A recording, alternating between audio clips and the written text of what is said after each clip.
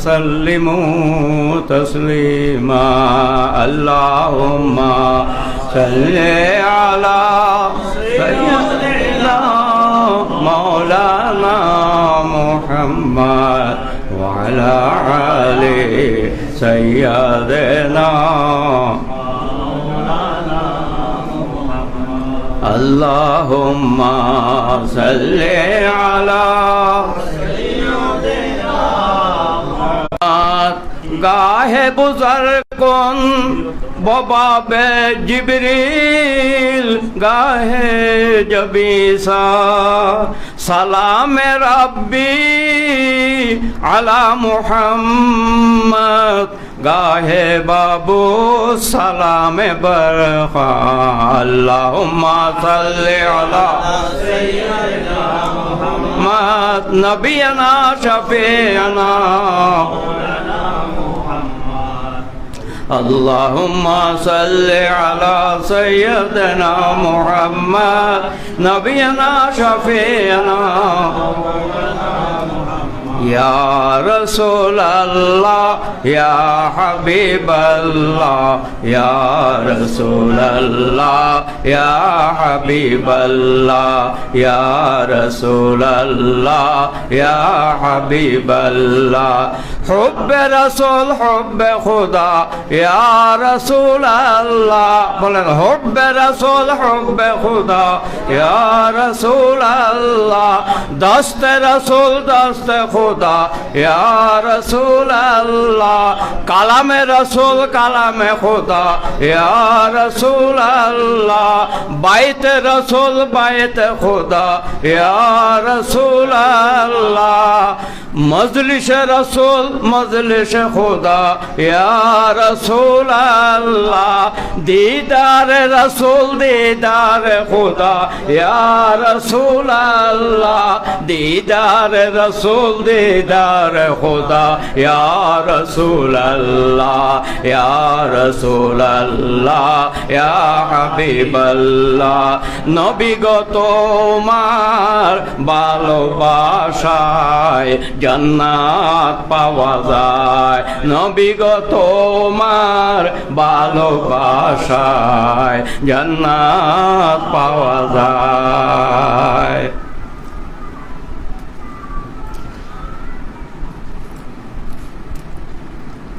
আজকে বাগদাদিয়া একাডেমি হেফজখানার সবক অনুষ্ঠানে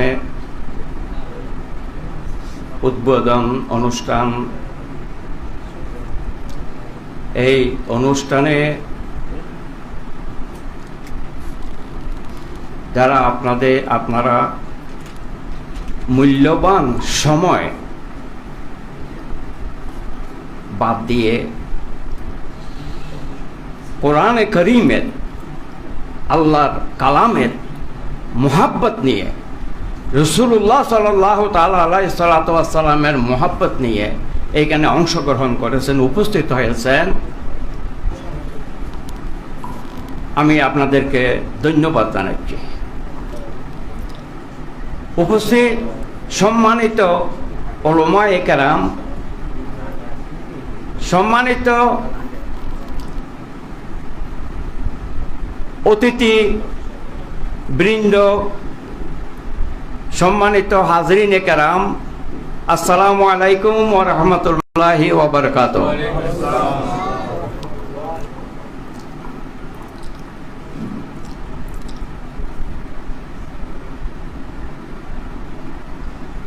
আমাদের এই বাগদাদিয়া একাডেমি হেফজখানা এবং আরো অন্যান্য এইখানে আঞ্জুমান আশাখানা মদিনা কমপ্লেক্সের আরো অন্যান্য অনেক কিছু আছে এখন আমরা হেফজখানাটা আরম্ভ করতে যাচ্ছি এইগুলি আমার পরিকল্পনা আমি যখন রওজায়ে রাসূলুল্লাহ সাল্লাল্লাহু তাআলা আলাইহি ওয়াসাল্লামের খেদমতে ছিলাম আমি আমার রসুল আমাকে রেখে দিত আমি আমার মা বাবা ছেলে মেয়ে সব কিছু নিয়ে রসুলের কদমে জীবনযাপন করতে পারতাম, এবং সেই সুযোগও আমার ছিল, ন্যাশনালিটি পাওয়ার সুযোগও আমার ছিল, সব কিছু ছিল। আমার জীবনযাপন মদিনায় মনোহরা হইতে পারত, কিন্তু আমি এটা গ্রহণ করি নাই। আমি এটা গ্রহণ করি নাই, কারণ আমি বলছি আমার রসুল, ইয়া রাসূলুল্লাহ, আমি পাঠ্যজীবী না, আপনার কদমে হাজিরি দিয়েছিলাম। স্বাধীনের আগে আমি গিয়েছি, স্বাধীনের পরে, বাংলাদেশ স্বাধীনের পরে আমি এই বাংলাদেশে এসেছি, তারপরে লেখাপড়া করে আবার গিয়েছি এই রসুলের কদম থেকে শেষ পর্যায়ে 93-তে আমি এখানে চলে আসছি দেশে। তো এই থাকাকালীন আমি বলেছি, ইয়া রাসূলুল্লাহ সাল্লাল্লাহু আলাইহি ওয়াসাল্লাম, আমাকে আপনি রেখে দিবেন, কিন্তু আমি থাকতে চাই না। আমার জীবনের প্রথম চাকরি আপনার কদম, শেষ চাকরি আপনার কদম। আমি আপনাকে আল্লাহ যেই জন্য জমিনে পাঠাইয়েছেন, আপনাকে কেন্দ্র করে আল্লাহ নিজেকে জাহির করেছেন, আল্লাহ উভয় জাহানকে সৃষ্টি করেছেন। আপনি যেই কাজ পরিচালনা করে গেছেন, আমি আপনার খেদমত দেশে গিয়ে, আপনার কদম থেকে দেশে গিয়া সেই খেদমত পরিচালনা করব, সেই খেদমতের আঞ্জাম দিয়ে যাব। সেই আরজি দিয়ে আমি দেশে এসেছি, এবং দেশে আসার পরে চিন্তা করলাম আমার কাছে অনেক মুরিদ হয়ে যাচ্ছে, কিন্তু আমি তো মুরিদ করাচ্ছি না। আমি রসুল পাক সাল্লাল্লাহু আলাইহি ওয়াসাল্লামের কদমে ছিলাম বলে আমার কাছে মানুষ আসতেছে, কিন্তু আমি সেই মুরিদ, ফির মুরিদ দিকে না ঝুঁকে, ফির মুরিদের ব্যবস্থা না করে, আমি মানুষ বর্তমান অবস্থায় পরিস্থিতিতে লাইনচ্যুত হয়ে যাচ্ছে, নবী বিদ্বেষী হয়ে যাচ্ছে, এবং সেইখান থেকে বাঁচাইবার জন্য, উদ্ধার করার জন্য এক এক সাবজেক্টের উপরে 30টা বই লিখেছি। প্রতিটা বই কাজ দিচ্ছে, প্রতিটা বই মানুষ উপকৃত হচ্ছে, পুরো ওয়ার্ল্ডে ছড়াইছে, পুরো বাংলাদেশে ছড়াইছে, এবং সেইখান থেকে টেলিফোনে, সাক্ষাতে, সিটিএ মারফতে খবর আসতেছে। আপনার বই দ্বারা আমরা উপকৃত হচ্ছি। এমন বলতেছে আপনার 30টি বইয়ের মধ্যে কিছু কিছু বই সারা মুসলমান, প্রতিটা মুসলমানদের হাতে যাওয়া জরুরি, দরকার, প্রয়োজন, এই বলছে। আচ্ছা যাও, এইটা তো হঠাৎ ভিন্ন দিকে চলে যাচ্ছে এটা। কিন্তু আমি যখন বায়েত মুরিদ হতে আসছে, তখন আমি বায়েত তো রসুলের খাদিম হিসেবে বায়েত করতে পারছে না। আল্লাহ যে বেলায়েত সৃষ্টি করেছেন, নবুয়তের করে যে বেলায়েত আরম্ভ করেছেন, বেলায়েতের সিলসিলা লাগবে, বেলায়েতের তাওয়াজ্জুহ লাগবে, বেলায়েতের খেলাফত লাগবে। সেই জন্য অপেক্ষায় আছি। তখন বাগদাদ শরীফে কয়েকবার গেলাম, বাগদাদ শরীফ থেকে আমাকে দরবার থেকে পুরো বাংলাদেশের জন্য খলিফা নিযুক্ত করে দিল, আলহামদুলিল্লাহ। এটা রসুল পাক সাল্লাল্লাহু আলাইহি ওয়াসাল্লামের পক্ষ থেকে। তো যাও, এখন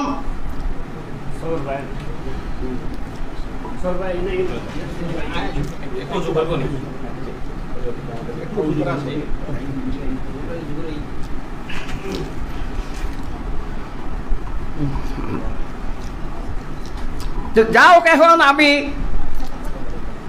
এতদিন পর্যন্ত কমপ্লেক্সের বিভিন্ন কাজ, প্রকাশনা বিভাগ আমি এইটা চালু রাখছি।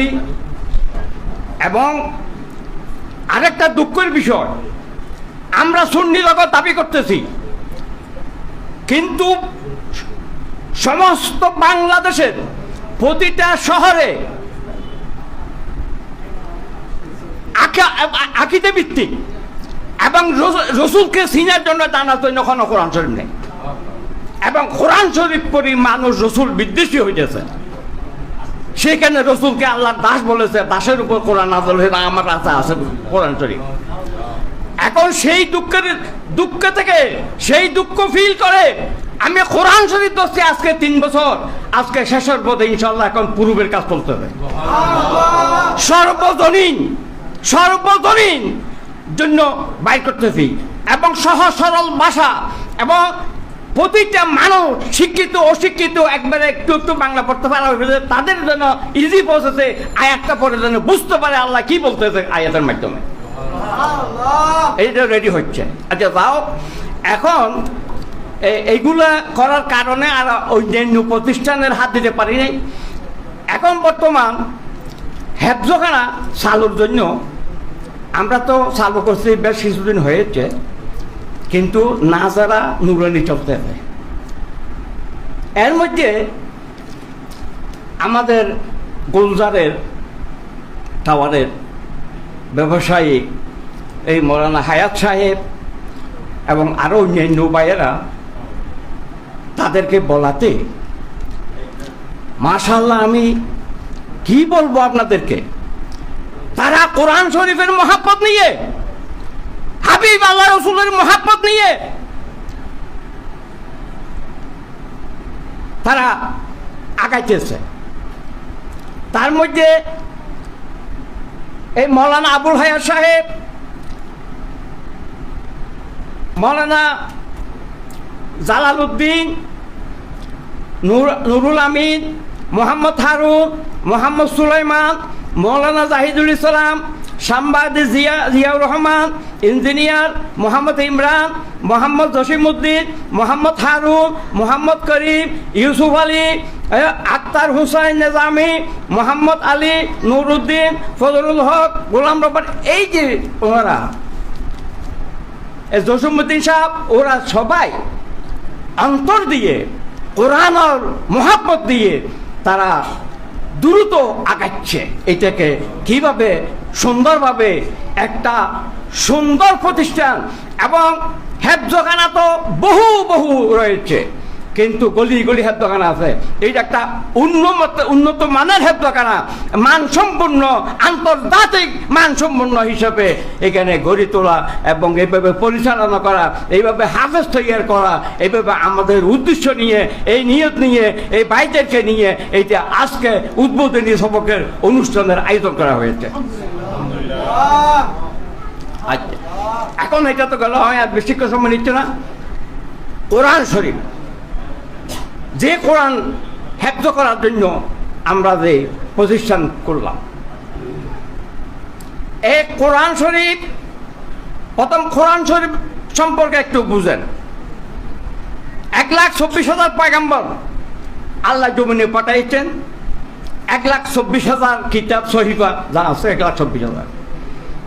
1,24,000 কিতাবের মধ্যে শুধু আল্লাহ ওই আম্বিয়া কেরামদেরকে নাযিল করেছেন তাদের কিছু শরীয়ত, কিভাবে তারা শরীয়ত পালন করবে, আমল করবে, ইবাদত বন্দি করবে, শুধু এইটাই ছিল প্রত্যেক কিতাবে, প্রত্যেক সহিফা।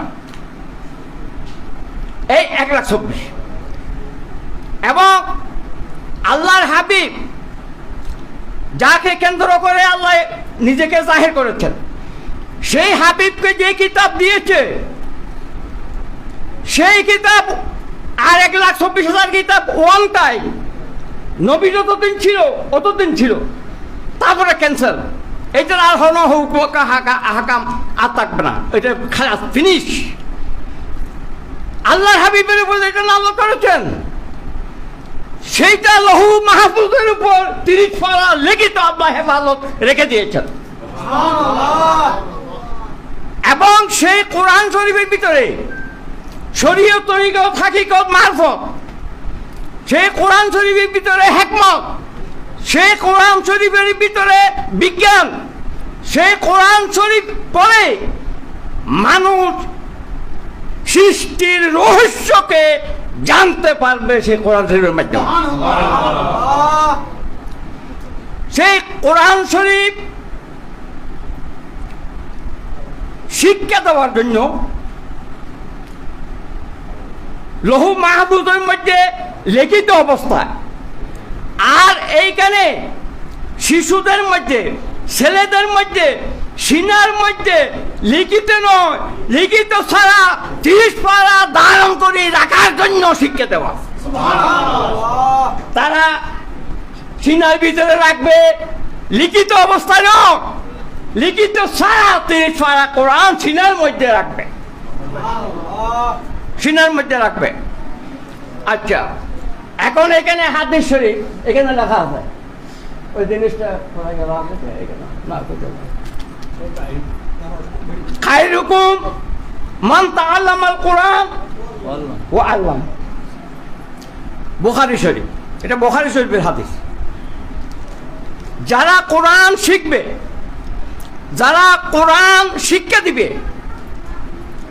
এই কোরআন শিক্ষা দেওয়ার জন্য, যারা কোরআন শরীফ শিক্ষা দেওয়ার জন্য ব্যবস্থা করবে, ব্যবস্থা করে দিবে, এবং সেইখানে আর্থিক ব্যবস্থা এবং এই খতা দিয়ে ব্যবস্থা, সেইখানে খাজে খামে ব্যবস্থা, এবং এই প্রত্যেক বিষয়ের উপরে যারা ব্যবস্থা করবে, ব্যবস্থা করে চালু রাখবে, চালু করে দেবে, চালু রাখবে, তাদের চেয়ে উত্তম ব্যক্তি আর কেউ হতে পারে না। তারাই সবচেয়ে উত্তম ব্যক্তি, তারাই সবচেয়ে উত্তম ব্যক্তি। আর হযরত আব্দুর রহমান ইবনে আউফ রাদিয়াল্লাহু তাআলা আনহু ফরমাইতেছেন, বর্ণিত রাসূলুল্লাহ সাল্লাল্লাহু আলাইহি ওয়াসাল্লাম ফরমাইতেছেন যে কোরআন শরীফ যারা শিক্ষা দিচ্ছে, যারা কোরআন শরীফের আয়োজন করে দিচ্ছে, কোরআন পড়ার এবং কোরআন শিক্ষা দেওয়ার এইগুলোর ব্যবস্থা চালু রাখছে, চালুর মধ্যে চালাইয়ে যাচ্ছে, এদের জন্য কোরআন শরীফ কিয়ামতের ময়দানে আল্লাহর কাছে উকিল হয়ে উপস্থিত হবে, উকিল হয়ে উপস্থিত হবে এবং সুপারিশ করবে তাদের জন্য। আর এই আজকে বাগদাদি একাডেমি এই কোরআন হেফজের জন্য যারা উদ্যোগ নিয়েছেন, যারা সহযোগিতা করতেছেন, খাজে কামে আর্থিক দিয়ে হার বিষয়ে আপনাদের জন্য কিয়ামতের ময়দানে আল্লাহর সামনে উকিল হয়ে উপস্থিত হবে কোরআন শরীফ, উকিল হবে হয়ে উপস্থিত হবে। উসাইদা রাদিয়াল্লাহু তাআলা আনহু ফরমাইতেছেন, উসাইদা রাদিয়াল্লাহু আনহু যখন কোরআন তেলাওয়াত করতেন, তখন আসমান থেকে অসংখ্য ফেরেশতা ওনার কোরআন শরীফ তেলাওয়াত শোনার জন্য উপস্থিত হয়ে যেত, আল্লাহ পাঠাইয়ে দিতেন। তখন ওনার যে উট ছিল, এই উট লাফালাফি করত, উঠে লাফালাফি করত। এখন উনি কি ব্যাপার, এই উঠে এরকম করে কেন? ওনার কোরআন তেলাওয়াত বন্ধ, ফেরেশতারা যখন চলে গেছে তখন আর উঠে আর কিছু নীরবে বসে রয়েছে, ঘুমাচ্ছে। তাইলে কোরআন তেলাওয়াত, এখানে কোরআন তেলাওয়াত হবে, শিশুরা কোরআন মুখস্থ করবে, সিনার ভিতরে নিবে লিখিত ছাড়া, এবং সব সময় ফেরেশতা উপস্থিত থাকবে, এখানে ফেরেশতা উপস্থিত থাকবে, অলওয়েজ উপস্থিত থাকবে, তাদেরকে তাদের জন্য দোয়া করবে, তাদের সহযোগিতা করবে, তাদেরকে হেফাজত করবে। তো এই লোক বলতে গেলে শেষ নাই, দাও অনেক মেহমানেরা উপস্থিত আছেন, আমি এতটুকু থেকে আমার বক্তব্য শেষ করছি। ওয়াখিরু দাওয়ানা আলহামদুলিল্লাহ, আসসালামু আলাইকুম ওয়া রাহমাতুল্লাহি ওয়া বারাকাতুহু। সংক্ষেপে আসলে আমাদের সময় অতি স্বল্প, অল্প সময়ের মধ্যে আমাদের প্রোগ্রাম আমরা শেষ করব। এখন আমাদের সম্মুখে বক্তব্য পেশ করবেন